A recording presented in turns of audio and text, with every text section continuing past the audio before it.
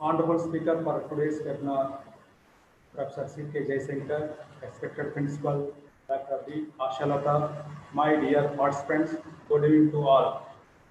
I, Dr. K. Srinivasulu, Assistant Professor and Coordinator for this webinar, wholeheartedly welcome you all to this webinar.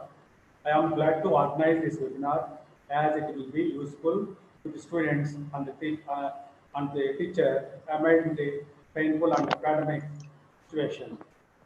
I request all the participants kindly mute yourself and disable your videos not to distract the resource person. After completing the talk, there will be a question and session for 10 minutes. So I request you to post your questions in the chat box and the speaker will clarify the doubts. Now I request Dr. B. Ashalata, the principal of Sri Vidyaniketan Degree College and the convener of this webinar, to speak few words about the institute and the webinar. Over to Principal Madam. Good afternoon, everybody. It's a real privilege and I'm very happy to connect with all of you for this webinar on spectroscopic tools for material characterization and industrial applications.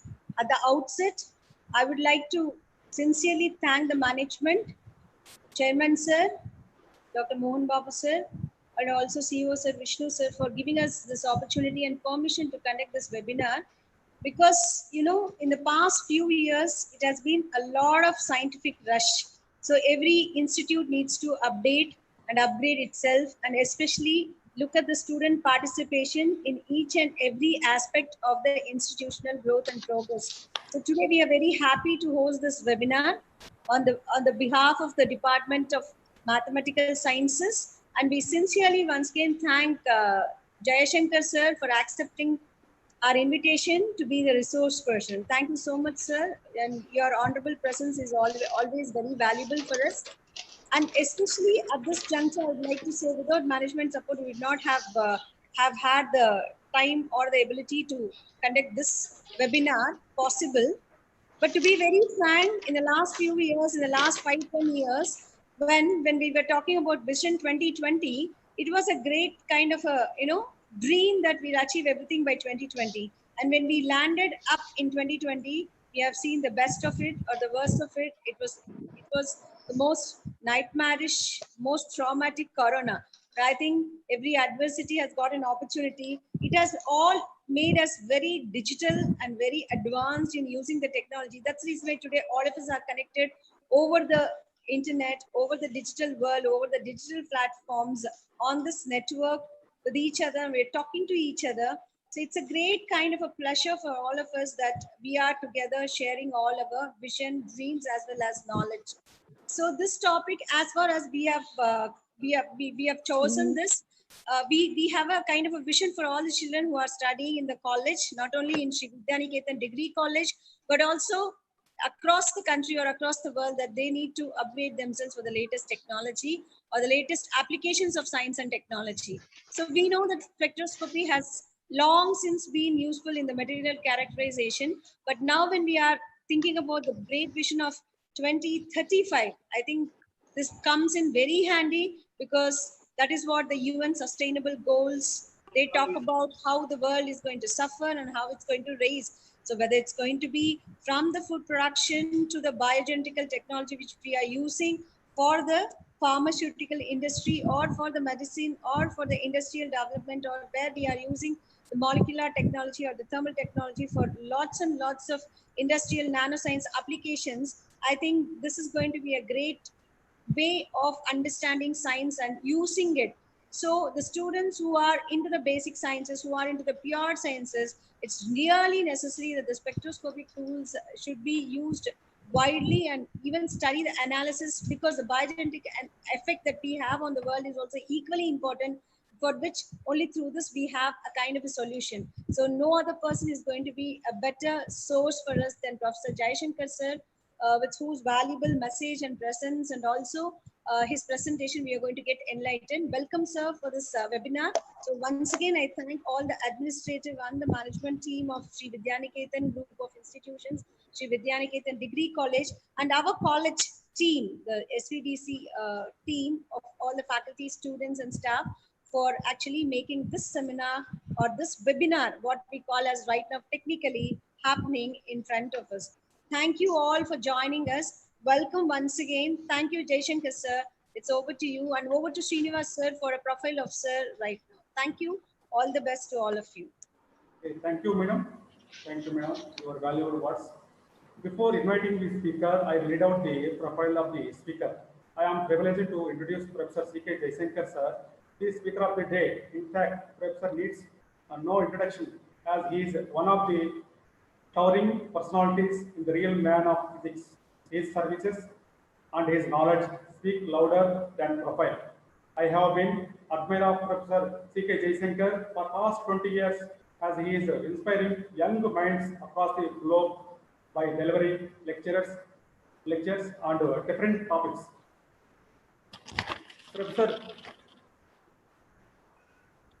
Professor C.K. Jaishankar has born in a small village in Chittoor district on June 1st, 1956 in Chittoor district. During his service as faculty member in Department of Physics, SP University, Tirupati, Andhra Pradesh, India, he has made his vital contribution towards the development of department as well as the university. Some of them include started photonics as a new specialization in MSc Physics course in place of chemical physics developed the lab in the academic year 2003 and 4. He has also delivered invite talks with both national and international bodies as well as chaired the session. He acted as a resource person for UGC sponsored research courses. He is one of the members in various academic and research organizations. He also worked as a rector at SP University Tirupati during his service. The research activities for Professor Jaishankar are both of fundamental as well as applied in nature. These research activities have been supported, collaborated by a wide variety of government and industrial organizations, both from India and abroad. Some of the institutions collaborated in India include RRCAT, Indore, NNIST, Thiruvananthapuram, etc. And the funding agency include UGC, TSP, TA, DAE, PRNS, PRDO, etc. As part of the efforts to improve the quality of research, Professor C.K. Jaishankar, familiarly known as CKJ Sir, to most of his friends, also extend his collaboration to international level with the academician belonging to countries like Germany, UK, Italy, Spain, Mexico, Thailand, Portugal, Indonesia, New Zealand, Australia, etc. And worked as a principal investigator for research projects worth more than 10 crore rupees. He visited USA, Europe, Mexico, Canada, Asia under various capacities and assignments. He has made outstanding contribution on the preparation, characterization, and optimization of variety of lanthanide doped optical quality classes, nano classes, ceramics, and nanocrystalline materials for various applications like the development of laser, optical fiber amplifiers, sensors, biolabels, white LEDs, and fluid wavegates.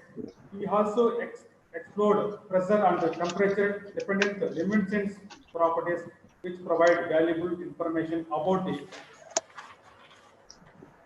interaction between lanthanides and its surroundings, ligands, and in turn possibilities to develop access the optical devices characterization of sodium doped glasses developed by him showed for better characteristics than commercially available laser glasses. An article entitled Scientometric of Rare Research in India, published in the Journal of Current Science, volume number 110 in the year 2016. He has published 303 peer-reviewed international journals with citations as per for science citations.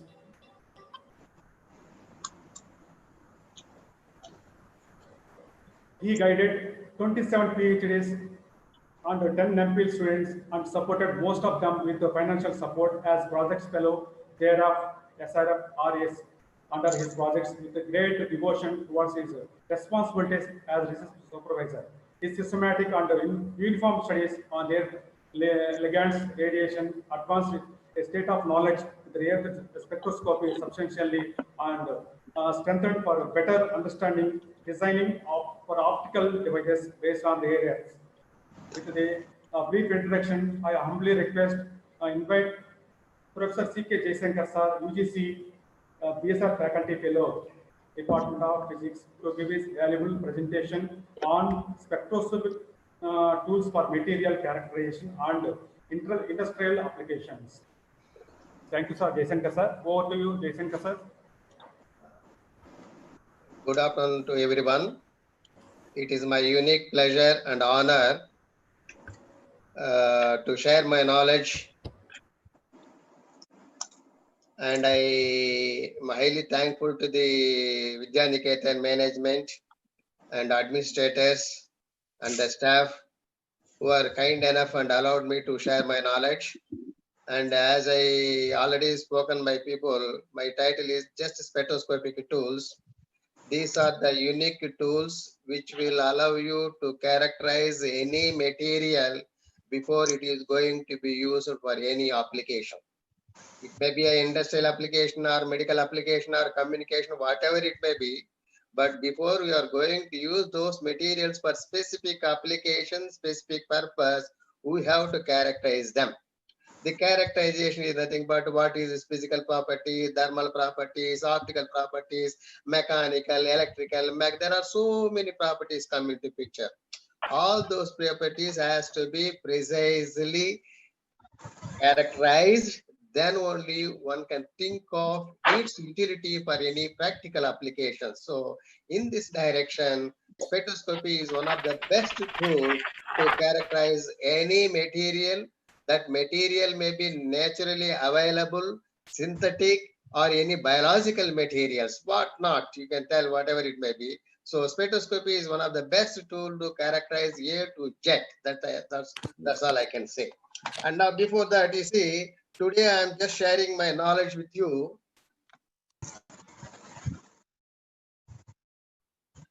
Education is not the learning facts, but the training, inspiring of the mind to think. So whatever we learn today, you see, it is not just to get the quantity or qualitative degree. That you have to think it, you have to inspire it, you have to do, you have to extend your knowledge, you have to enhance your knowledge. So inspiration, creativity is very, very important.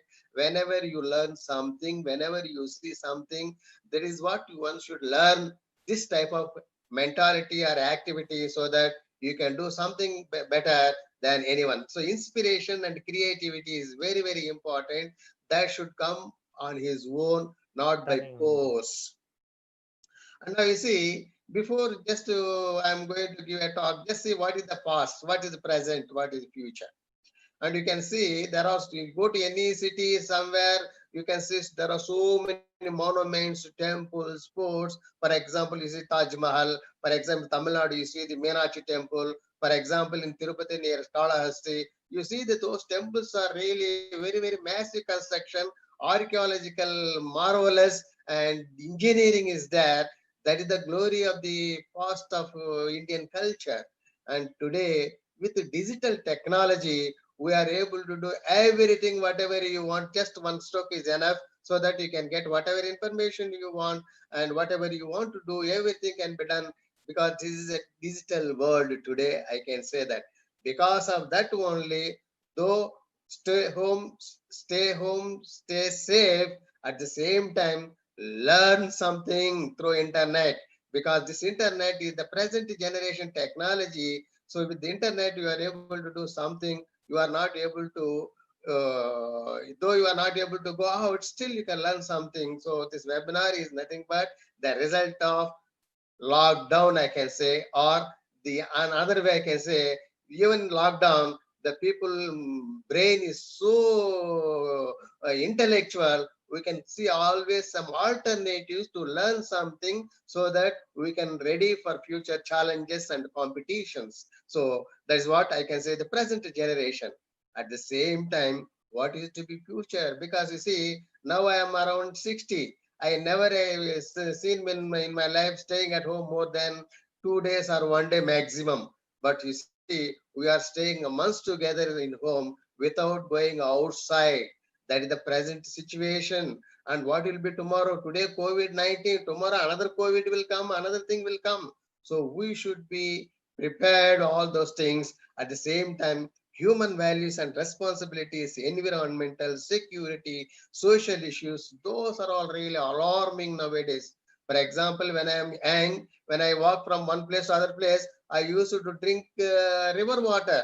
I used to drink well water. But those days has gone. I have to carry a bottle of water, and that is the only water I can drink. I cannot go. And if that is the situation, what is going to be future? So pollution, environment is very, very important. And that is the ends of the present generation. You people have to think what is the glorious past, what is the present, what is the future. If you think all those things, then the only tool is knowledge society is necessary. That knowledge may be a science or social or commerce or whatever it may be, but one has to gain their knowledge as best as they can in their field, in their life. And now you see, as I told you, simply I can say God is nature, God is nature, nature is God. And now this nature is available everywhere for anyone, whether he was in Tirupati or Rangampeta or Karnool or Kadapa, whoever it may be. The nature provides all four elements: air, matter, water, and sun. So these are the four components of the nature. It is available abundantly for anyone at any time, everywhere. My dear friends, I have given at the same time, there is a green word called time. Time management is very, very important. That is in your hand. Nature teaches all and allows to learn, protect, renewable, sustainable. In order to do all those things, time management is with you. So if you lose your time, you are losing once for all in your life. For example, yesterday has gone and today lunch is over. If at all I'm efficient, I can think only for my tomorrow dinner, today dinner, or tomorrow my activities. So I cannot bring back my olden days. So time management is very, very important. One should not waste that time. Whoever makes use of the time speaks cautiously, definitely they are going to win the race and they are going to make an identity in the society. They are able to create history in the society. So for all of you, I request you, please do not waste your valuable time and do hard work. Definitely you can do something, whatever you want. And now just to see, as I told you, nature is God is nature. You just see nature's gift or inspiration of colors. You can see the peacock, you can see the butterflies, and there are some insects you may feel angry, and even our eyes are having some colors. And now there are some structures, if at all light falls on it, you will get only a blue color. And similarly, how these colors are happening, and this is a gift of the nature. And see the another one, you can see there are some flamingos, what the beautiful living birds, and their colors, their structure, and everything. These are all gift from the nature. And if you learn all these things, what are the colors, how it is, what it is, definitely we can do something on it. And now similarly, just to see how the lotus look like, and how the birds are eating an apple, and you see the pomegranate, and now how the birds are able to construct their own net, or they learn anything before they are going to construct any net like this. And you see how the birds are able to construct the nets beautifully, whatever may be the wind, whatever may be the wind, whatever may be the temperature, even if it is the rain, those birds are staying happily inside the net. That is the artificial natural construction by a birds. And also if that all they want to lay the eggs, you see how they are able to construct their own base so that it can lay their eggs in such a way. So these are all natural phenomena, and that teaches, inspires everything what we are going to learn, and then how that can be made use of it is the next step. And in all these things, you see what is happening, why it is happening, how it is happening, can we make it happen? then how to tune, tailor as per our requirement, as per needs, comfort of human beings. So this is what I can say. God is nature, nature is God. When you see the something what is happening, how it is happening, why is happening, then if at all you are able to make yourself, then you can modify as per your requirement. For example, you just see a layman is able to observe there are some objects floating on water, but if I put a stone that goes inside water, it will not float. So, but there are some objects floating and some objects are going inside the water. What is the physics? What is the science behind it? And they are able to see what is the mass, volume, solubility, density, and area. All those things they are able to study, and then depending upon their structure, something are able to float, something may go inside. And without understanding the floating of this object, is it possible to construct a massive ship? This massive ship is just like almost a mega city, urban city. One can move from one place to other place, having multi-story buildings and cricket ground, cinema complex, everything you can see inside the ship. So is it possible to construct this one without understanding the object which is floating? So science has already been developed, and all these schemes came only from creativity and inspiration. Similarly, just to see, this is the way how the airplanes have been constructed. They're able to move from one place to other place on air and just seeing the birds, because this is the role model to construct the airplanes nowadays. So what is the structure, what is the geometry, what is the movement, and everything they are able to learn, and finally they are able to construct a airplane. And similarly, just to see, there is a great example for you how one can make use of the time. And when you are ideal, definitely a creativity mind always come up simultaneously, spontaneously. In order to have creativity, loneliness is very, very important. Even you see, when you read some our Bhagavad Gita Puranas, they say Rishi will go to forest or seashore where nobody is there. The atmosphere is so silent so that he can do some tapas and so that he can get whatever he divine he wants. So loneliness is very, very important, but that has to be made use of it properly. For example, you see, Sir Isaac Newton invented gravitational force only during the quarantine during plague epidemic. Because when there is epidemic, he cannot go out. He's just sitting inside the garden and just able to see apple is falling down. Why this apple is not going up? So gravitational force came into picture only by observing an apple. It is coming towards the earth. There is some attractive forces. That is nothing but a gravitational force. This has come during a plague epidemic when he was quarantined and he got this invasion. So loneliness is also very, very important, only to have creativity and so on. And now, just to see, I'm talking about the spectroscopic properties. Spectroscopic properties having its own importance. For example, in 1905, beginning of the 20th century, the great physicist Albert Einstein, known by everyone, whether he was physics or chemistry or mathematics, even arts people also knows who is Albert Einstein. In 1905, he is able to do some research and is able to publish those papers in scientific journals. For example, today we are able to see newspapers in the market. Each day you can see what is happening yesterday, and that news will be distributed to everyone. That's why the newspaper comes in every day. And similarly, there are scientific newspapers, which we call it as scientific journals. In those journals, in 1905, within 1 year, he is able to publish 4 famous papers. One is on Brownian motion. Chemistry people knows very well about it, and the photoelectric effect knows very well about the physics people, and special theory of relativity everyone knows, including the philosophy people, and also those who are having some mythology. They say that the theory of relativity has already written in our Bhagavad Gita. That means, so theory of relativity everyone knows. Similarly, mass energy equivalence. Today, you see, mass energy equivalence is a threat for human beings everywhere, even in globe. You might have heard it. The mass energy is nothing but E is equal to mc square. The first bomb was exploded in Nagasaki, Japan. Even today, they are unable to recover it, and that effect is continuing forever, forever. And similarly, today we are also having a tension period, and we will be very, very we have to salute our politicians or God, whatever it may be. We don't want to use this equation, so that if you use this equation, entire globe is going to suffer a lot.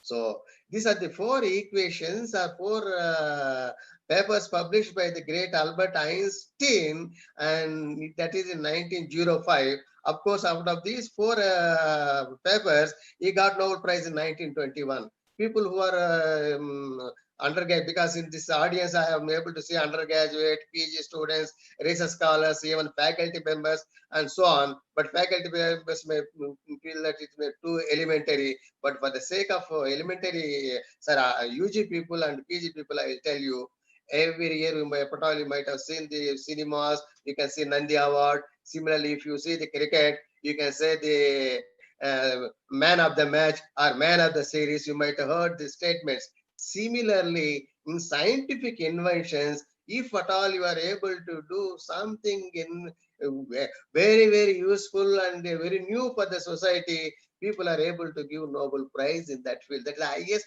civilian prize in science even today. Every year, 5 people will get Nobel Prize: physics, chemistry, medicine, physics, and literature. So these are the 5 Nobel Prizes. So similarly, Sir Albert Einstein got Nobel Prize in 1921 just because of photoelectric effect.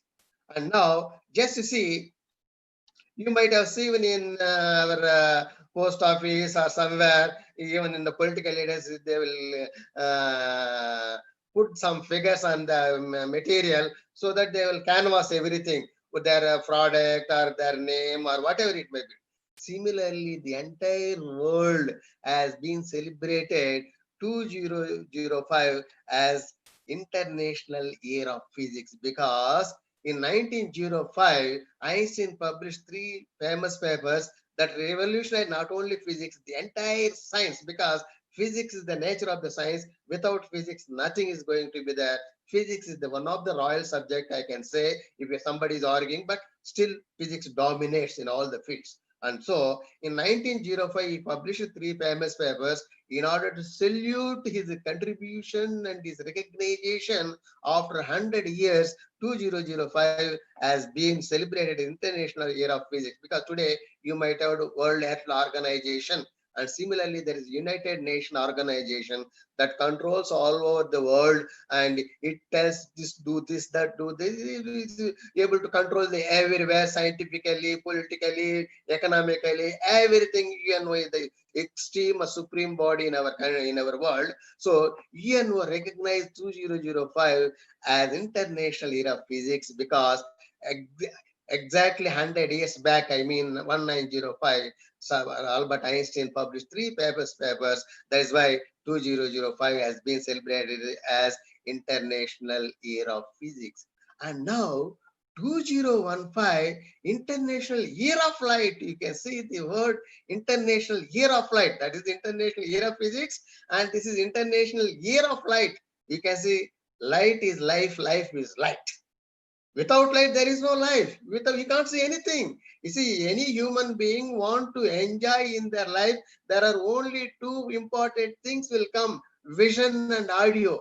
Without vision, you can't enjoy much. Without audio, you cannot enjoy, because if at all you are having a transistor and a TV, and you prefer TV, because in the TV you will get both audio and video.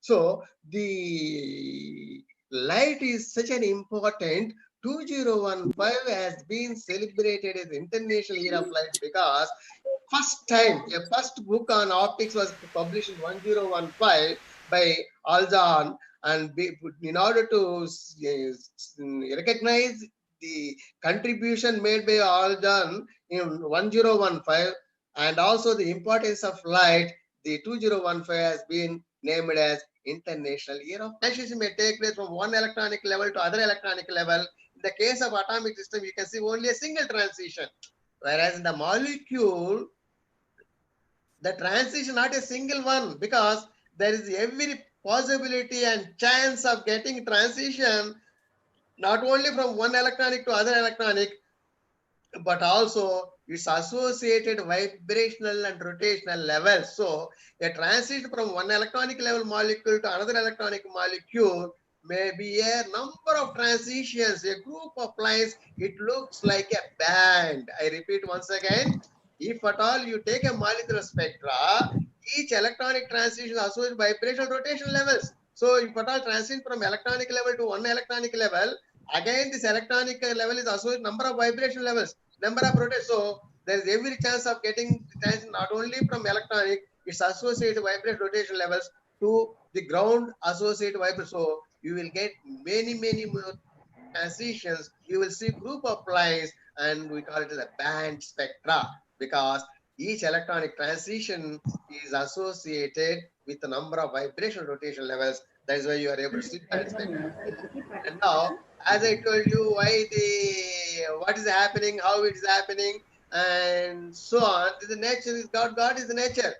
The same thing, my dear friend, Sir C.V. Raman got Nobel Prize only in spectroscopy, first physics Nobel laureate in Asian country, that in South India. Okay, that we will feel proud of it, because you see, he was so inspired when he's traveling from India to UK by ship, and you see why the sky appears blue and the why sea water appears blue. Of course, everyone has imagined and they're just enjoying, but they never thought of what is the physics behind it. So this is the curiosity, inspiration he got when he was traveling from India to UK. He wants to explain why the sky appears blue. That's the only intention. And also, you see, today people are losing their valuable time unnecessarily through WhatsApp, sending the same information. Because I am having the cell phone, I have, let us say, 2 or 3 groups. Each group is going to send the same information. My memory will go out. I cannot use my mobile phone for even for simple phone call. So that's the way we are wasting our valuable, unnecessary information. So, but Sir C.V. Raman, people may tell that on those days there is no mobile phone, and that is why he could not do anything, and only research. You see, why he is the only person to do research? There are so many human beings are there, so many people are working. Why he has to do only research out of working hours? Because his ambition, his primary duty is only to work as accountant officer from 10 to 5. His hobby leads Nobel Prize. That's what I want to tell to your youngsters, people. He never used a single minute. He worked in the lab from 5 p.m. to 8 a.m. throughout the night. He used to work, and definitely he will go to office from 10 to 5. And you see, people will go to nowadays, they do this and that, they will come and relax in the office. Those days, the people are having human values, integrity, their profession. They are giving high respect, their values. So he worked very hard, and he is able to explain why the sky appears blue. While explaining the sky of the blue, the same phenomena has been used to evaluate the molecular, vibrational, and rotational energies. Without analyzing vibrational or rotational energy of the molecule, it is impossible to characterize any material which is having industrial, medical, and mechanical, or whatever it may be. Industrial, medical, yeah, any material. If at all you see, since a new, for example, you see, there are so many paramedical drugs, tablets, and syrups are available. All those things, molecular structure has to be evaluated only with the help of Raman effect. So this was just only a scattering of light. How he is able to explain, I will tell you. In 1928, he invented the scattering phenomena. Just to see, there is a light falling on a material. The material gets scattered. This is a light. So some additional frequencies other than that of these, because a single monochromatic light is falling on a material. The scattered light contains not only the incident radiation, but also other wavelengths which are less and high energy of this incident energy. That's what he is able to see. And now this is the way how a molecule vibrates as well as rotates. And this is a monochromatic radiation, single wavelength. When it is matches any vibration rotational energy, then its energy levels are going to change. It may absorb or it may emit. So it may emit either high energy or it may emit low energy. Which one is called Stokes, the other one is called anti-Stokes. If the energy is unchanged, that is called Rayleigh scattering, unchanged energy, same energy. And now, just to see, this is the way how he is able to explain. And a molecule, earlier I told you, a molecular having electronic level and associated vibration levels, rotation levels. And now, this is the energy level diagram. Just you see a transit starting from the ground vibration level starts and so goes somewhere intermediate level and ends up above the ground level. I repeat once again. So the energy level starts from the ground level and terminates above the ground level. That means some energy has been absorbed, lost. This is an absorption and that gives rise to stroke. And in another case, you see the transit is starting other than above the ground state, not the excited ground state. It starts above the ground state and ends in the ground state. That means there is some energy was emitted, more energy has been emitted. This is nothing but anti-Stokes. So this is the incident energy and one side is Stokes and this is the anti-Stokes. And now you see the transition are nothing but taking place from vibrational level. So the difference we use the vibrational level. And also my dear friends, from here, the classical mechanics and quantum mechanics, because people are telling that there no use this and that they are telling. Quantum mechanics successfully explains why anti-Stokes are less intense and why Stokes are more intense. Because you see, you know Boltzmann distribution law. As per Boltzmann distribution law, the ground state densely populated and the next level is less populated. You know, E2 by E1 is equal to h nu by e to the power of minus h nu by kt. Depending upon the temperature, depending upon the energy level separation, the population distribution between two places are taking place. So depending upon the population, the higher level is less populated, the ground level is densely populated. So, you know, I'm going to discuss later transition probability. If the level which is densely populated, the transition probability will be more. The level which is less populated, the transition probability is less. So the transition originating from the ground state is densely populated. So there are more transitions and that's why it is intense. Whereas here, the transit starting from the above the ground state, which is less populated relatively than this one. And that is why anti-Stokes are less intensity. Please remember that chemistry people who are attending this conference, Stokes and anti-Stokes are intensity differs. Both classically, quantum mechanical explains there is a possibility of Stokes and anti-Stokes, but only quantum mechanics successfully explains the relative intensity between Stokes and anti-Stokes because the energy levels are very, very important. And now just you see this is the way how Raman scattering takes place. There is no time. Just you see these are all the things available. And now with the help of the energy difference between, I'm able to evaluate the vibration energy. And now depending upon molecular vibration rotation, I can tell what is the molecular structure and so on. And this is what the Raman scattering green light is allowed to interact with the molecule. You can see there is a red and blue. You can see a red and blue, and there are more green lights are scattered, and then red, and then very small blue light. So this is nothing but the green light is the incident light, monochromatic radiation, and the red light is nothing but Stokes, and the blue light is anti-Stokes. And this is the way how Raman scattering is explained. And you can see how the molecule are vibrating, and each molecule vibration needs some energy, quantized energy. That's what the Raman is able to explain. The scattered radiation induces vibration rotational energy that gives rise to Stokes and anti-Stokes. And now just see different molecules, their atomic, their bond angle, bond length are quantized accordingly. The molecular vibration will change. And now I will say the spectroscopic techniques are fingerprint. Molecules vibrate in the atmosphere. And now just you see the sun gives rise to different types of radiation. Out of many radiation, gamma rays, UV and infrared microwave waves will be absorbed by the layer, and only the visible radiation will enter the earth. And now these are the radiations entering the earth. And now what will happen is when radiation gets scattered, its intensity is inversely proportional to wavelength. Please remember, I is inversely proportional to lambda to the power of 4. And if you see the wavelength, blue light is having shorter wavelength and red light is having longer wavelength. You know the simple mathematics, you know the quantification of the electromagnetic waves. And now blue light is having shorter wavelength and red light is having longer wavelength. Automatically the scattered intensity will be very, very high for blue light and less for red light and in between for green light, because there are only three major colors: blue, green and red. These are the three major colors: blue, green and red. Our eyes are capable of able to see these three colors. And now, depending upon the combination of these three colors, you may see white or yellow or pink or whatever it may be, depending upon their composition. Out of these three colors, blue is less scattered, and that is why the sky appears, because when you see, for example, when there is no light, you cannot see any object, nothing you can see. And now if at all you are able to see in front of light a blue or green or red, what happens, what means is, if at all you are able to see an object red, that means it reflects only red color. That's why you are able to use that object as a red. Similarly, if at all you are able to see an object green, and you are able to see that object is reflecting only green light.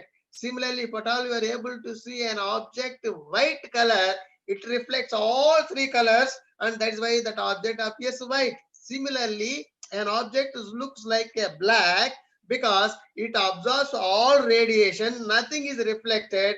That is why you are looking like a black. So this is the scattering intensity. The blue color intensity will be very, very high. That is why when light coming from the sunlight, all the scatter radius around you, you can see only blue light, and that is why the sky appears blue, the water appears blue. That is the explanation. That is nothing but molecular, vibrational, rotational leads scattering energy. So his intention is to explain the blue of the sky. At the same time, now he is able to explain the molecular vibrations and rotations. So please remember, the Raman spectroscopy or Raman effect or Raman scattering is nothing but quantification of vibrational rotational energy of the molecule. That's all, nothing else. Raman effect, Raman analysis are nothing but quantification of vibrational and rotational energy of the molecule by using the visible radiation. That also very, very important.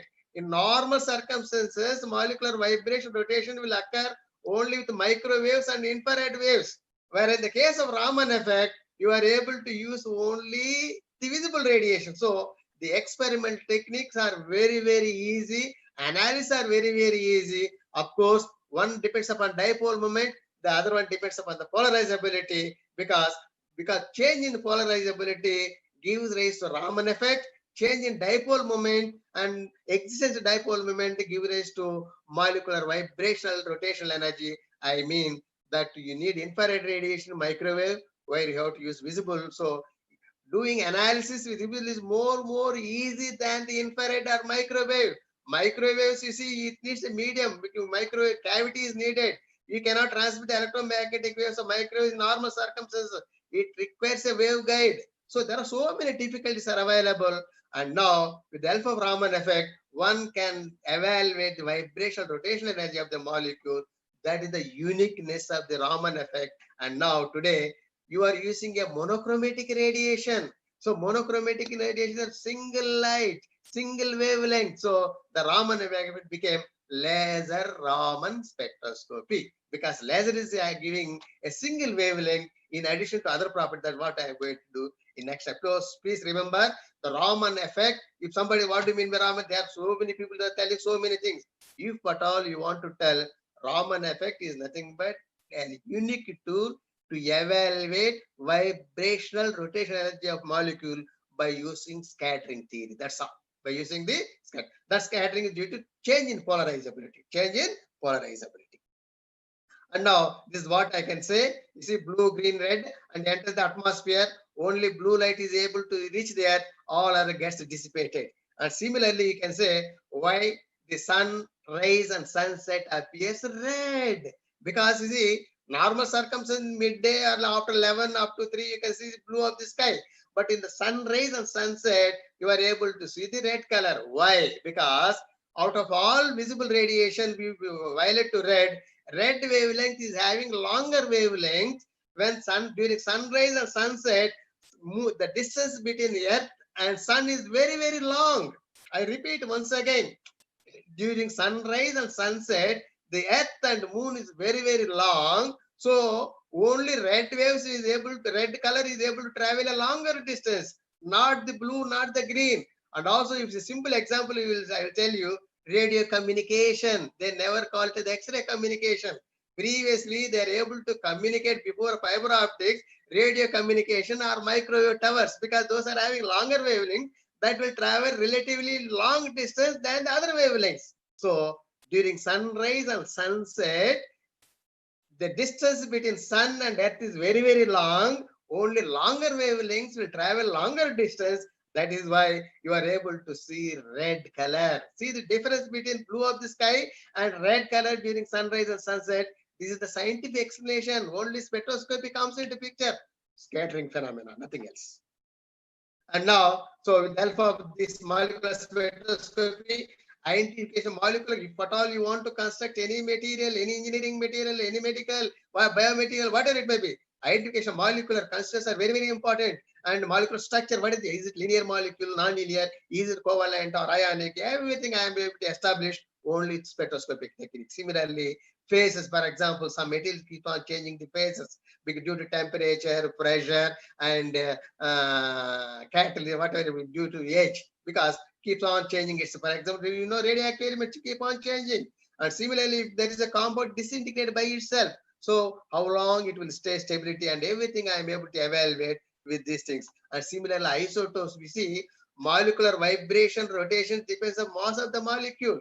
If the mass is different, the vibration rotation is different. So isotopic effect, if at all any molecule are having different masses, their vibration rotation energy is different. By seeing the difference between these two, I am able to identify the isotopes, which are very, very important. And similarly, the biological effect, because biological systems also having molecules, organs, it is having its structure, it is having some bonding, and all those things can be evaluated quite easily through molecular spectroscopy. And now, just to see, within 10 minutes, I'll try to tell something about laser. And previously, I told you spectra only two types, either absorption or emission. I don't know how many people in the audience are able to tell what do you mean by laser. People are, when I ask about laser, they say simply light amplification, stimulated emission of radiation. It is an acronym. It is only an acronym. It is not the meaning of laser. My dear friends, please remember, laser is nothing but a source based on stimulated emission. That's all I can say. Laser is nothing but a source based on stimulated emission. Because of stimulated emission, you will get directionality, you will get intensity, you will get monochromicity, and you will get phase. Without stimulation, nothing. You take sunlight or ordinary filament lamp or whatever it may be, those are all based on spontaneous emission. So those who are listening my talk, please remember, laser is nothing but a source based on stimulated emission. All other sources are based on spontaneous emission. Once there is spontaneous emission, no doubt it is having monochromicity, coherence, directionality, intensity. But those magnitudes are practically very, very small, so that it may not have any applications. I repeat once again, even the light coming from spontaneous emission is having all these properties, but those magnitudes are very, very small, so that we may not find any applications.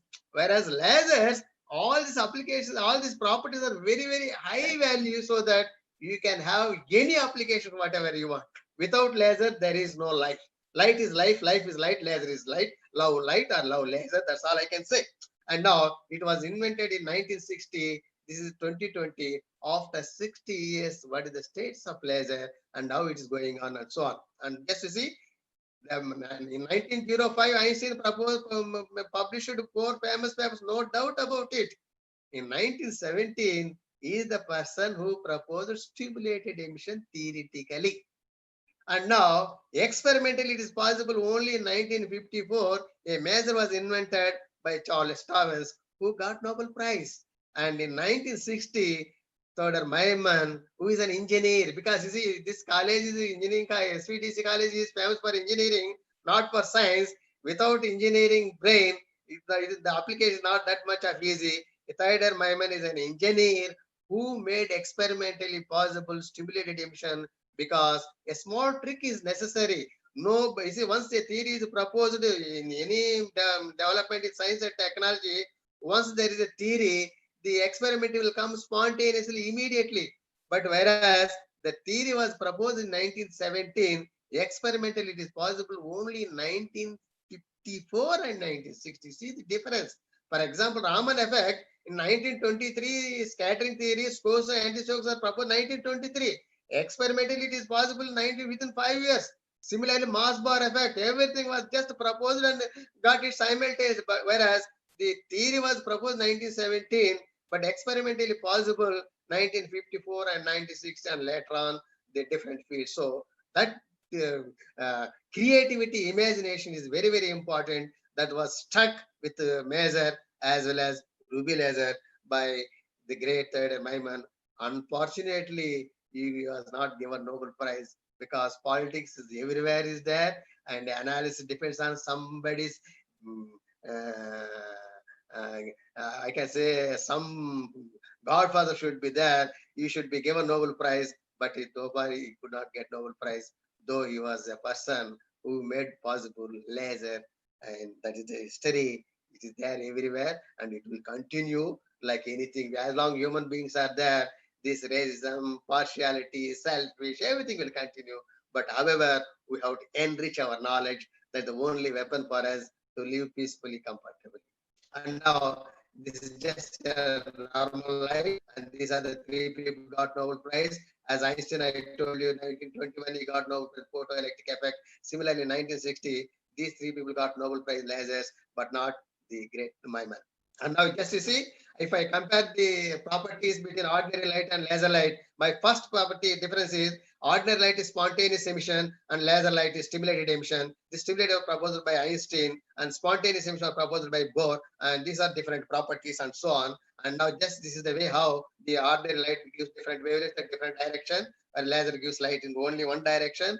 And now I can say with the help of lasers, one can produce much higher than the sun energy. That is the greatness of the laser, uniqueness of the laser. And now just you see a simple atomic system, how the electron is revolving around the nucleus in a prescribed orbit. When there is, it receives energy and it stimulates, the absorption goes to.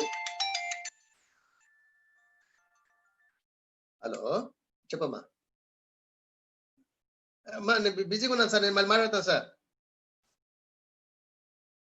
Okay, so see how the atomic system is arranged, and then this stimulated absorption, the electron goes to next excited state. And now once it goes excited state, just you see, and now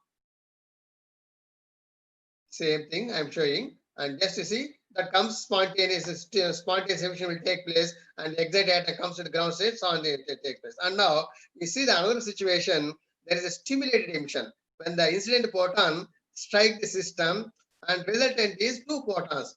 Just to see, in the first case, stimulated absorption, and there is a loss. The atom goes from ground state to excited state, nothing is coming out, and it's spontaneously emitted and it goes out. Where in the case of stimulated emission, there is a net gain. So now the students who are listening this talk, please remember, whenever photon falls on a system, when stimulated absorption will take place, when stimulated emission will take place, that is the point you have to think yourself. That's what Einstein proposed in 1917.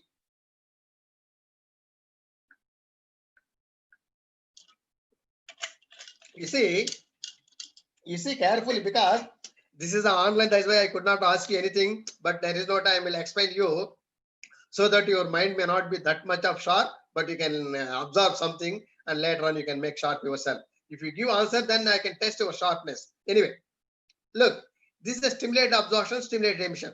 Stimulated absorption will take place and stimulated emission will take place depending upon the relative population between 2 levels. If the ground level is relatively highly populated, you see stimulated absorption. If the excited state is relatively highly densely populated, then you can see the stimulated emission. So the emission or stimulated emission or stimulated absorption depends upon the relative population between 2 levels. If ground level is densely populated, you will see stimulated absorption.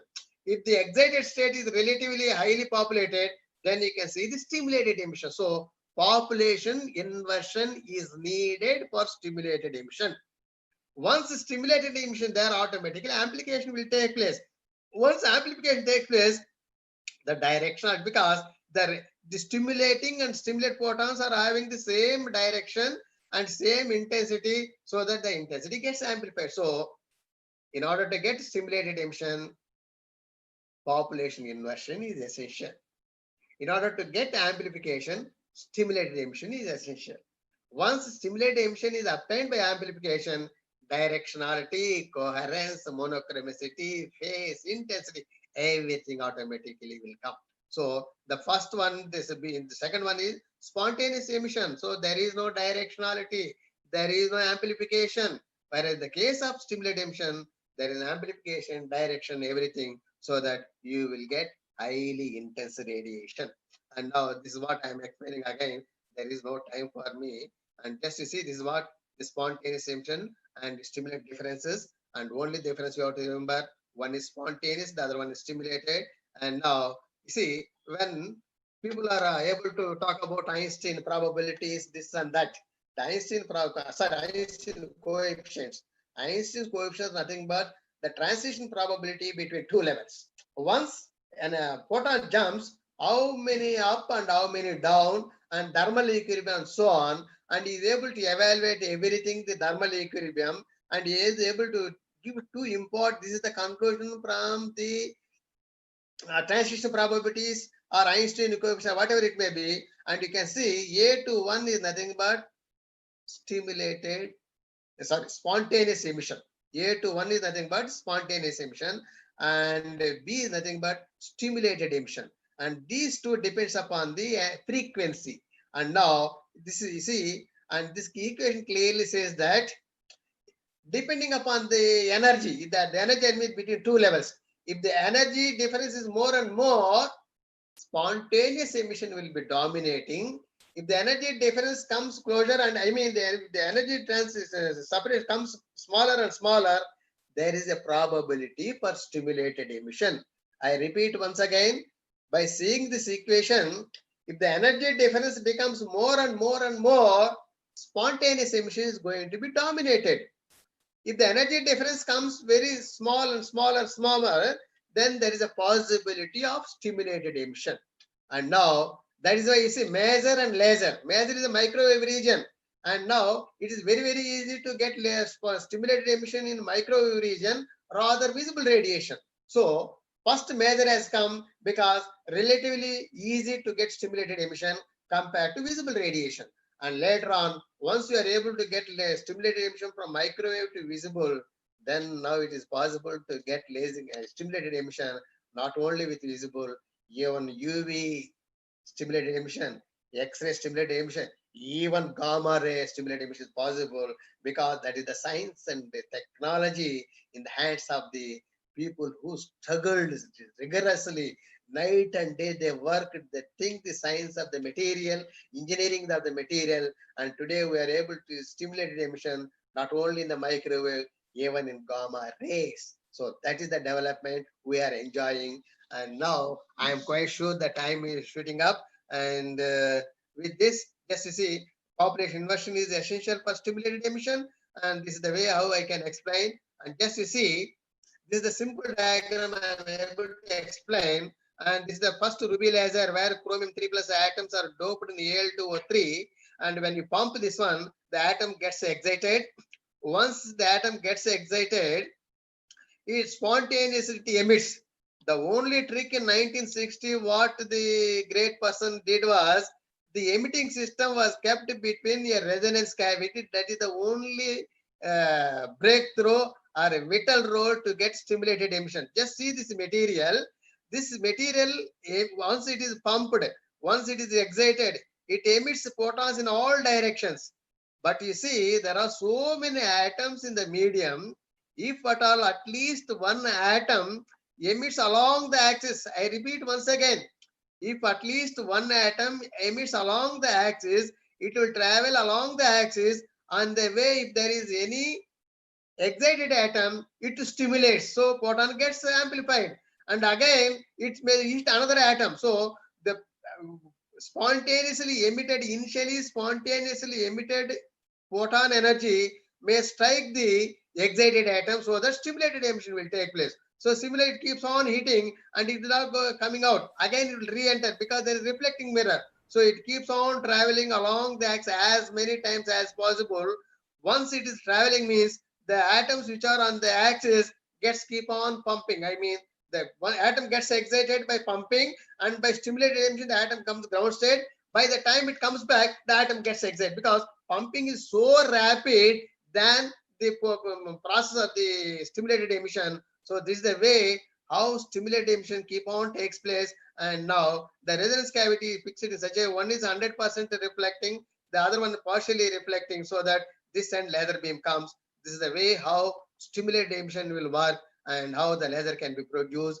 With the lasers, you will find many poor applications, and I will show only those things. And these are all the things which there is no time. And now I will show the applications.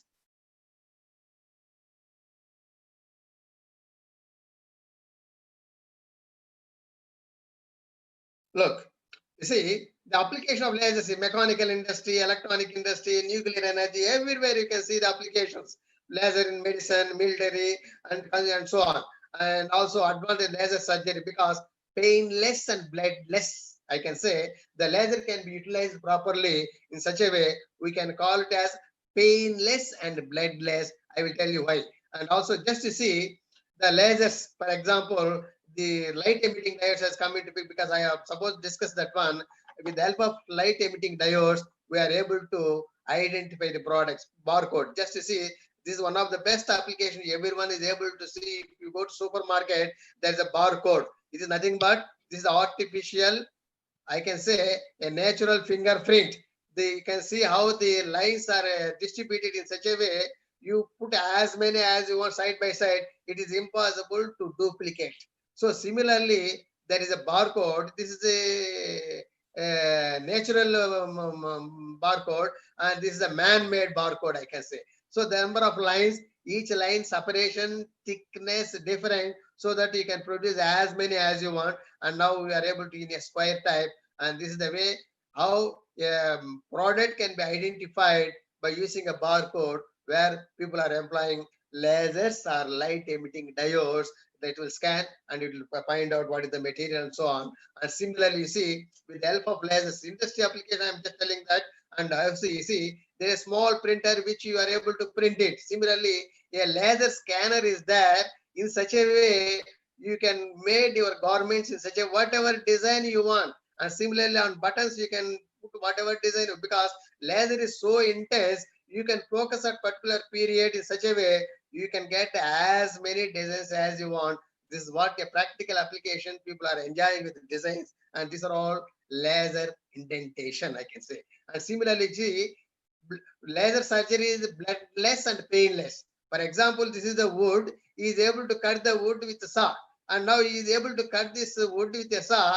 You can see how much wood is wasted, and also when he is moving this saw many times, sidely the heat is generated. So there is side effect, I can say. So you can see how much material is wasted when you are using a saw whose thickness is around 1 millimeter or less than 1 millimeter. But your laser beam diameter is in nanometers, I can tell you. So the wastage of the material is very small. I repeat once again, if you cut the material with saw, the wastage is very high. It takes some time. At the same time, when you keep on pushing back and forth, heat is generated. So there is a loss of the pain in the body. Where in the case of lasers, a narrow beam, you can precisely, selectively, you can focus wherever you want. So painless and bloodless surgery, that's what I can say. Similarly, laser industry, drilling, welding, and cutting, for example, just to see a laser beam, a micro lens, and it is focused in such a way. But still, I would like to share my knowledge, particularly light emitting diodes and laser diodes. You see, this is the filament lamp invented in 1879 by Thomas Edison. How it works is nothing but when you apply the electricity in high resistance air, the heat is generated. That heat can be converted into light. That's the way how the filament lamp will work. And now, just to see, unlike the light bulb in which electrical energy first converts into heat energy and then to light energy, The electrical energy can also be directly converted into light energy in light emitting diodes. That is the beauty of the light emitting diodes or laser diodes. In the case of laser diodes, whatever electricity you are applying, that directly converts into light energy, and depending upon the design of the material, you may get light or you may get laser, and that I am going to discuss right now. And now just you see, this is an atomic system which you know already, a nucleus and surrounded by electrons, which I have already discussed. And now you see, take a simple example, a silica. Its atomic number is 14. And now you see the electronic configuration. And if you see the electronic 1s2, 2s2, 2p6, 3s, 3s2 and 3p2. That is the electronic configuration. And now if you take a silicon atomic system, you can see the energy levels are very, very sharp and quantized. And this is what one should know, the electronic configuration. And electronic configuration will tell the electronic structure. And this is what you know. And now the same silica made into metal. This is very, very important point you people should remember. When silica made into silica metal, all silicon atoms comes closer so that those electronic energy levels will interact. Instead of a sharp line, the lines become a broad. And once the lines becomes broad, and you can say one is called valency band, the other one is conduction band. The valency band is nothing but outermost occupied orbital. I repeat once again. The valency band is nothing but, you take any atomic system, outermost occupied orbit. And now the conduction band is nothing but partially filled band or totally unfilled. The outermost filled band is the valency band. And then the outer band, if at all partially filled or not at all filled, is nothing but conduction band. So in the conduction band, if at all partially filled, there are some electrons. And now this is the way you are able to see a valency band and the conduction band. This is separated a band gap, and you can see the band structure whenever atoms are coming closer, and you can see the valency band and conduction band. And now you see, once there is a silica, you know there is valency band and conduction band. And now you see the material science has been improved in such a way, you can make some mixture of alloys. Alloys, I can say simply, alloy means mixing up two atoms together. Suppose if silica atom is mixed with boron, or silicon atom is mixed with phosphor, I mean, this is pentavalent, trivalent, and this is pentavalent, and this is trivalent. And once these two are mixed, you can see the bonding will take place in such a way. And now you see a silica, you see silica is a metal where only 1% of silicon atoms or even less than silicon atoms has been replaced by phosphorus atom. So the phosphorus is having 5 electrons in the outermost in the conduction band, whereas the silica is having 4. And now the 4 will bond together so that 1 electron remains vacant. I mean, 1 electron remains free. And this we call it as a N-type material. I repeat once again, silica is having 4 valence electrons and phosphorus is having 5 valence electrons. If some 1% are even, because we call it as impurity, doping. Silica is having, let us say, 100 atoms. Out of 100 atoms, I replace 1 or 2 atoms. Practically not 100 atoms. You see the Avogadro number 10 to the power of 22 atoms are available per centimeter cubed. Out of that one, if you take 1%, means you can see how many you are able to replace.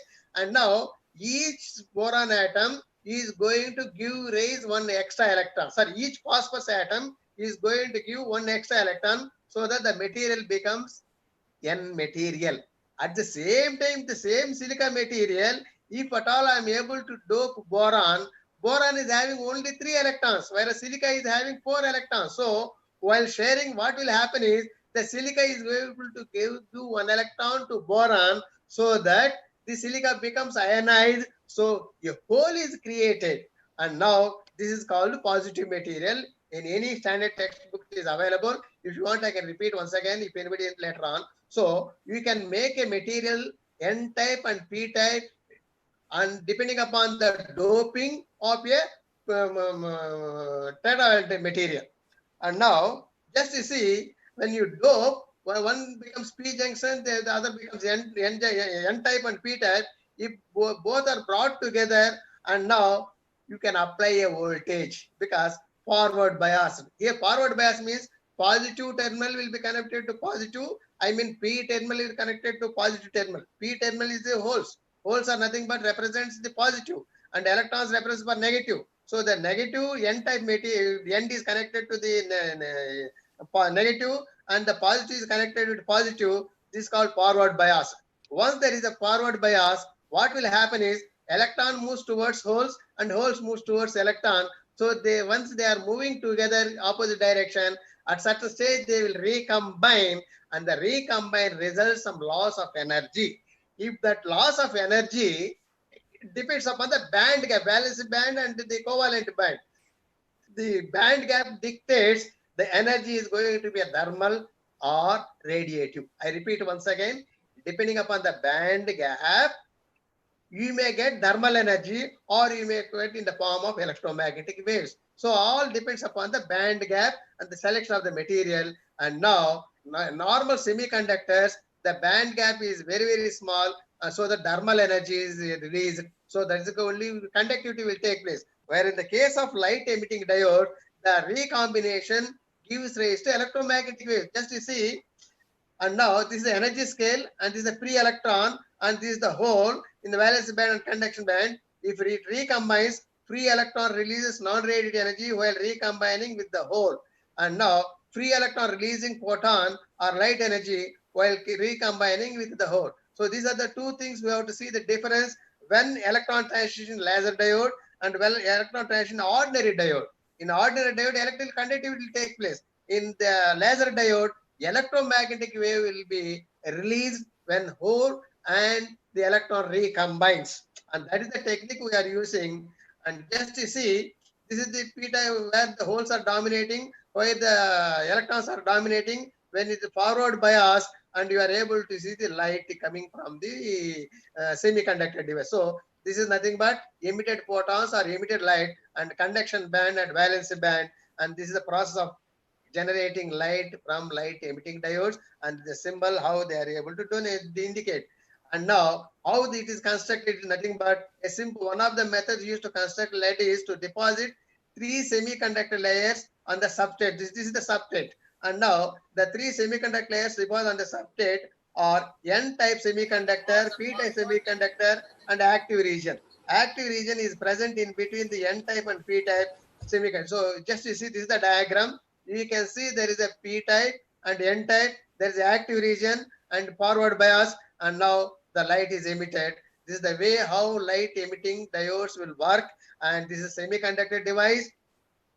And now this is depending upon the band gap, you will get different colors. See, a light emitting diode is an optical semiconductor device that emits light when voltage forward bias is applied.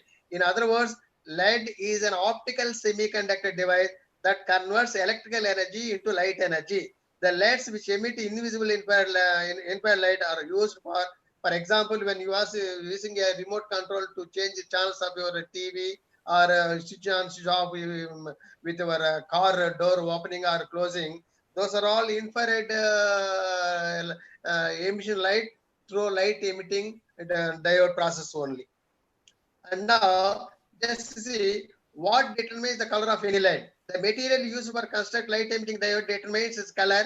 In other words, the wavelength of the color of the emitted light depends on the forbidden gap or energy of the material. So depending upon the band gap, you will get different colors. For example, gallium arsenide is used to construct a semiconductor. You will get red and infrared light.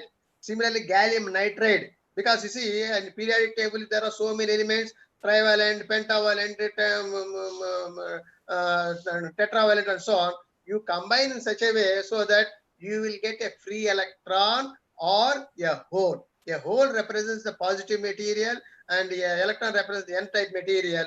And if you combine together, and then you will get a band gap, and all depending upon the preparation techniques. There are so many methods to fabricate the semiconductors, and depending upon your technique, you can construct different types of semiconductors, and you can, by adding the impurities, you can tune the band gap. That is the importance. For example, if you take a conductor of copper, you cannot tune its conductivity unless impurity is present in it, because resistance may vary.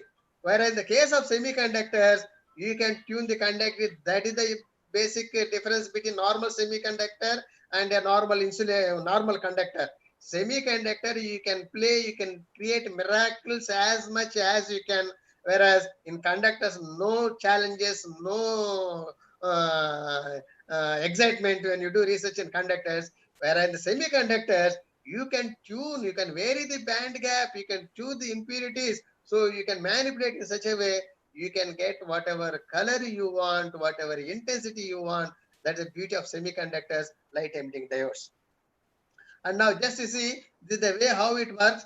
And this is the valence electron, and this is electrical energy. And now it jumps, it takes energy, it goes here, and the valence electron jump into higher energy state and absorb the energy. And now here this one, and now spontaneously may emit. And now what will happen in the case of stimulated emission? Already the electron is in the conduction band. At that time, the spontaneously emitted photon energy will hit, so that you will get two photons, free electron releasing two photons while recombining with the whole. Because this is the way how the laser diodes will work, just similar to ruby laser, where the pumping is optical pumping. Here the pumping is electrical. That is the inorganic crystal. This is a semiconductor. See the difference between a normal solid state laser and normal semiconductor lasers. The difference are very, very important. Science, technology, and engineering comes into picture, because you are making this semiconductors layer-wise layer. I mean, say sandwich structure.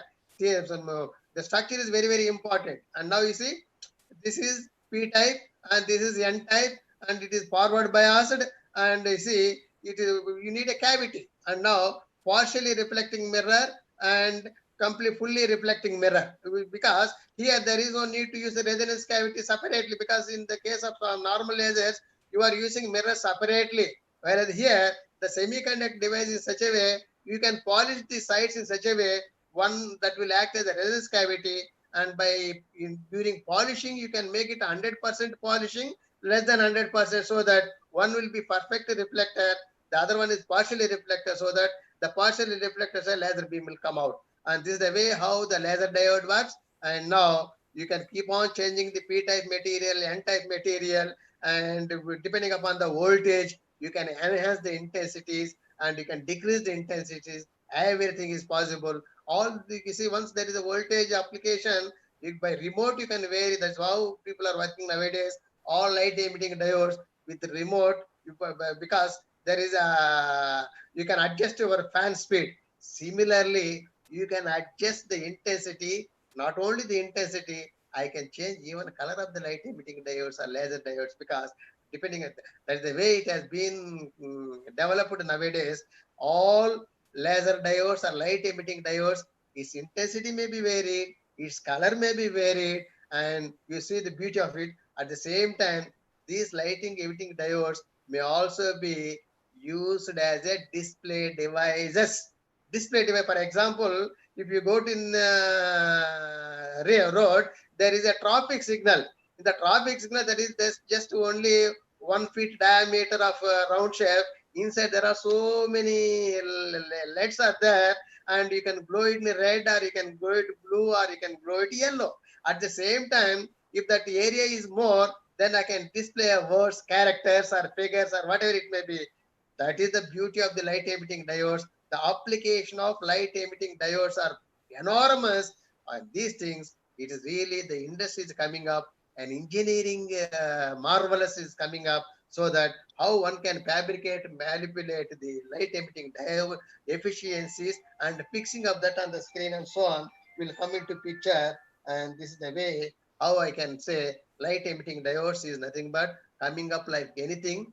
But of course, there are some disadvantages that I will tell you. And now we see, this is what I can tell you finally. I have discussed about laser, light emitting diodes, and laser diodes, laser centric applications. For example, did you go to center? Center means where you will get everything. That's what we mean. Have you gone to center means, that means that you are supposed to get whatever you want. Similarly, a laser centric application, A laser is going to be a central point for all applications. You name it, I will tell you where that laser is utilized. You name it, whatever you want. Everywhere lasers are there. You can see laser blade, laser printer. Like that, there are so many. And our certain designs are designed with a laser beam only. Or what is that? So these are different applications. And now you see what I am telling is, for example, I have the laser diodes having different colors, blue, green, and red. And now the blue, green, and laser diodes, if I am able to mix, I will get white color. And similarly, if red and green is mixed, I get yellow. So you can see how these three colors is able to get infinite colors. You see, now there is no limit for the colors. Whatever color you are having, tomorrow you will get another color, because the color shading is going to be different, because you can vary the component 33, 33, 33, the 100. Instead of 33, 33, 33, you see, I am going to nanoscale 33.11, let us say. Definitely the color is going to change. Spectroscopically it is different. Your eyes may not distinguish, but wavelength wise it is going to differ. Even a small wavelength differs its color spectroscopically. But if you are able to do something meaningful combination, attractive colors you can produce with colors. These colors coming from the light emitting diodes. So these are the application I have already discussed. And now see, this is the way how in engineering application, for example, a laser beam, this is very, very hard metal. Whenever there's a train accident, wherever the multi-story buildings are collapsed because of high concrete is there, high steel materials have been utilized, that has to be cutted immediately. Only laser beams are able to use those places. And now you just see a laser beam can be used in such a way, you can make a hole, you can make a big hole, and you can also make a helical shape, because now that technology has come in such a way, there is a laser beam, you can rotate, you can move XY direction, XY, Z direction, so that by moving XY, Z direction, you can drill as minimum hole as possible, as maximum as possible, because laser beam diameter is nanometer.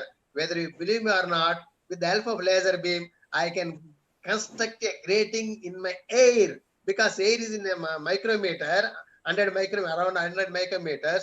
The laser beam diameter nanometers, I can keep on drilling hole inside in the air, so that I can change the refractive index, so that it will work as a grating. That's the beautiful example I can tell. There are so many images are available in the website. If you want, you can see. With the help of laser beam, one can drill a hole in the human air. So you see the capacity of the precision and resolution of the laser beam. Once it is there, you can do as many applications as possible. These are all different applications. And now finally, I will tell you photonic chip. Photonic chip is nothing but today optoelectronic and electro-optic devices. You are able to see, engineering students have to listen this one. Electro-optic and optoelectronic. I mean, optics and electrons will come into picture, and unless both are there, it is not possible, because when I'm talking light emitting diodes, electrical energy is converted into light energy. And similarly, when you see the tungsten filament lamp, electricity converts into light. So electro-optic and optoelectric is a difficult process. One fine day I have to see that entire thing should work only with optical signal, because you see electrical signal is not necessary for me, because in electrical finally I have to get visible rate, because my eyes has to see some radiation. Vision is important. Electricity I cannot see. If at all I want to see electricity, I would get shocked and I will die myself. So electricity I should be keep away. Whereas visible light is essential for human beings to do anything, to wish and to watch. So I should prefer everything should work only with optical signal, not with the electrical signal. That is my main intention and main aim. How the electronic chip is going to be a photonic chip? Very simple, I will tell you. Here there is a transparent glass piece. Transparent, I repeat once again, transparent glass means electromagnetic waves will pass through that material. If that is the case, let us say there is a laser beam, and by using a focal lens, I can see that a laser beam will be focused inside a glass piece at focal point. The laser beam intensity is so high, some material property will change. I repeat once again, there is a transparent glass piece, and with the help of laser and focusing a micro lens, I am able to focus a laser beam inside a glass piece at focal point. laser beam intensity is very, very high, and now some change may take place. Some change because of this high intensity will lead something inside the material, and that change may be three-dimensional in such a way because I can move the glass piece or I can move the laser beam. By moving either laser beam or moving glass piece, I can construct inside a three-dimensional line. And that line, I told you, I can adjust the material property, I can adjust the laser beam in such a way, I will see that that material property refractive index will change. That's all, nothing else. I will see that that material refractive index should change. And also that material refractive index is higher than the surrounding because this is a glass slab, a homogeneous glass piece, it is having some refractive index N1 in such a way I can create some damage in the glass in such a way I can induce some reaction in such a way through laser beam. Its refractive index is slightly increased than the surrounding. So it is nothing but a high refractive index is surrounded by a lower refractive index, and it is just nothing but a fiber. A fiber is nothing but a core surrounded by a clad. Core refractive index is higher than the clad material. So once a core is surrounded by a lower refractive index material and total internal reflection is possible, so a laser beam can be transmitted through inside a glass piece. And now you might have heard fiber Bragg grating, erbium doped fiber amplifiers. What those things? Fiber amplifiers means signal gets amplified. The grating means somewhere depending upon the grating pitch, some light will be reflected back. That means you are subtracting. So once you are able to add and subtract, that is what in electronic circuits you are able to do. Whatever electronic circuits you are able to do, you are able to manipulate the electronic signals in such a way you do whatever thing you want. So same thing in a glass piece, I am able to construct a fiber. In this fiber, I am able to manipulate the optical signals in such a way I can do addition, subtraction, multiplication, what not. So one fine day, this is going to be a photonic chip. The electronic chip will be replaced by a photonic chip so that the entire purpose will be only with optical signal, and that's what the spectroscopic tools are going to be helpful in our future and so on. With this, there are so many things that there is no time for me or for you. And even the electromagnetic waves are used to work on COVID because there are so many literature coming up. As I told you, even today, COVID analysis, the severity and the healing, everything will be done with the help of electromagnetic waves. Just to see how X-rays are useful to detect the COVID within 20 seconds. And similarly, how terahertz frequency is going to finish this one immediately and so on.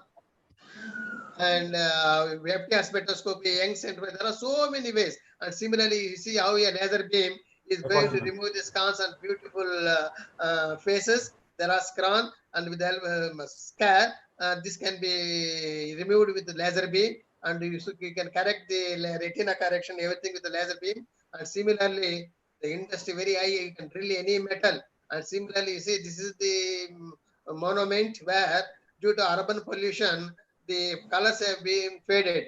By using a laser beam, I can bring back the glory of the original structure of the monuments and temples and so on. This is the work going on. The application of lasers, I can tell you. This is a point spectroscopy. And finally, what I want to recap is just to see if at all you remember, this is a light. This is a laser light. All wavelengths. And they goes in different direction. The laser beam, it goes only in one direction. For example, if I say red, blue, green laser, the photons are like this. If I say red light, I simply say red light. That means these red photons goes in different direction. If I say red laser, all red photons goes like this. Similarly, green photon or yellow photon. This is the way how directionality, intensity, monochromacy comes into picture. And in the case of red light, the photons goes in different direction. Similarly, these are all different. You see, you can drill or weld any metal, and this is a barcode reader, eye surgery, density, entertainment, laser show, and fiber optic communication, and so on. And now these are some LEDs and application of LEDs, and similarly advantage you can see somewhere. And these are all fiber optic. I'm not going to discuss. And now, just I want to say the advances in material science. interfacing analog digital computational capabilities, speed of electron 5:31. switching, speed of photon, human intelligence for logical decision, safety, security, societal needs, comfort environment, all depends upon the రెడీగా ఉన్నా బయట spectroscopy. Sir రెడీగా ఉన్నాను Is నేను a unique analytical Muralimohan tool. Sir And now, for people who are really interested in research, please, I want to tell you, not only in education or research, but also anything you wish, you should have some interest, you should have dedication, you should have sincerity, you should work hardly, you should have creativity, imagination. Of course, in all, you, no doubt you are having all these things. Honest in evaluating merits and demerits. You should be very, very honest to evaluate yourself, how best you are, how worst you are. If at all you are able to see worst, then you can improve. If at all you are able to see only goodness, then there is no progress. That's what I want to tell you. And now, field of research, if at all you want to do some research, how it is going to have an impact. Literature is very, very, what is going on, what are the problems, and then only literature will tell everything. Similarly, merits and demerits of the field. What is your expertise, capacity, and support, and who will finance? These are all very, very important if at all anybody was interested. And now, my dear friends, Google Chrome is very useful weapon tool in our hands to get anything at any time, anywhere in the globe, if it is available in digital form. Shared, exchange, strengthened. Because you might have heard of Mahabharata, where Ekalavya wants to train by himself. He made a mud of Bhishma and he learned by himself. Now there is no need to mud. You have all knowledge with you, you can get it. There is no need to go to books. Digitally available. You see the inspiration, how the Ekalavya trained by himself by imagining the guru only. But there is no imagination. You get everything on your hand and you can do real research if at all you are really interested. And now, unless spectroscopy, unless engineering, unless technology comes, the thatched house goes to skyscrapers, and similarly a mud vessel gone to a steel vessel, and a never breakable life warranty, everything you can say. And this we don't know when it is going to be. And this is a human evaluation. Similarly, science and technology developed in such a human being so that you can see different gods, Einstein, Sir C.V. Raman, Homi Baba, and of course APJ Abdul Kalam and so on. And now take risk in your life. If you win, you can lead. If you lose, you can guide. As what Swami Vivekananda said. Similarly, risk and research comes under same coin, have both options of lead or guide. And now, if you see, a pot was once asked, how do you remain cool in every situation? The pot answered, I just remind myself that I am made of mud and will return back to mud. Then why have pride and anger? See the statement I am telling. So, ups and downs, don't get disappointment, but be brave, think for tomorrow, don't get disappointment. And now, you see, what all I am shared, whatever I shared for my 60 years of experience, and they mainly because training by parents, teaching and guiding by teachers, blessing by relatives, friends and colleagues, support by PhD students, whoever it may be, and finally cooperation family members for whom I thank, and the credit goes to all of them as mentioned above. Also, thanks for patiently listening the present talk and looking for your comments to improve my future talks and to be active. My email at ckj@yahoo.com and mobile number is 9491777818. I thank you very much, and I don't know anything else other than this one. See you, please. If there is any questions, very welcome. If time permits, or you can share with. Lecture. On behalf of the organizing committee, I deem it a privilege to express my heartfelt thanks to Professor C.K. Jaishankar sir for his excellent talk. As only 2.5 minutes are remaining, I will try to rush it through. It is undeniable fact that we are all enlightened by your talk. In fact, I belong to zoology, so many a times we visited your physics labs to use spectrophotometers and to understand something about spectroscopy. We were interested in light absorbing, as you have very correctly mentioned, that we use it to give dyes to the animals, and the absorbance we use it to measure. And my sincere thanks to our beloved principal, Dr. D. Ashalata Madam, for all her support and encouragement right from the beginning. On behalf of the committee, I would like to express my heartfelt thanks to all the participants and students, without whom this event might not have been unfolded. I would like to thank all my colleagues for their support in making this webinar a grand success. Colleagues includes non-teaching staff also, administrative staff. I thank our management for supporting us in all possible ways in making this event possible. I would like to thank media team of Sri Vidya Niketan Educational Trust for designing the brochure and e-certificates. The feedback links will be shared through WhatsApp, and I request the participants to fill e-certificates, to fill the forms. E-certificates will be sent in a week for those who fill the form. Thank you very much. Dr. Srinivas, you can take over.